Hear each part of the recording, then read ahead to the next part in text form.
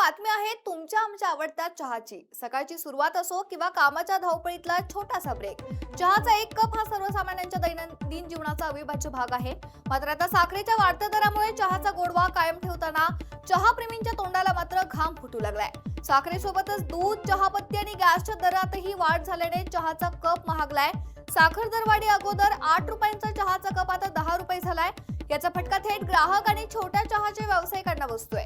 अहिल्यानगर जिल्ह्यात अनेक ठिकाणी चहाच्या टपऱ्या आणि हॉटेल व्यवसाय हे हजारो कुटुंबांच्या उदरनिर्वाहाचं साधन आहेत। मात्र गेल्या काही दिवसांपासून साखरेच्या भावात वाढ झाल्यानं या छोट्या व्यावसायिकांचं गणित बिघडलंय। एकीकडे दूध महाग, चहापत्ती महाग, व्यावसायिक गॅसचा खर्च वाढलेला आणि आता साखरेचे वाढलेले भाव यामुळे एका कपामागे मिळणारा नफा दिवसेंदिवस कमी होत चालल्याची व्यथा चहा विक्रेते म्हणतायत।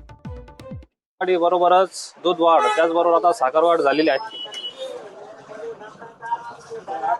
त्यामुळे 8 रुपये विकणारा चहा आज आम्हाला 10 रुपये विकावा लागतोय। किती वेळेस वाढ झाली गेल्या 6 महिन्यांमध्ये? साधारण 3 वेळेस आम्हाला चहाचे दर वाढावा लागलेले। त्याचा परिणाम काय होतो ग्राहकांवर, किंवा ग्राहक दर वाढल्यामुळे नाराज आहेत का काय? नक्कीच नाराज होणारच ग्राहक, कारण सर्वसामान्य ग्राहकाला त्याचा फटका बसत आहे व गिरायकांवर त्याचा परिणाम बसत आहे।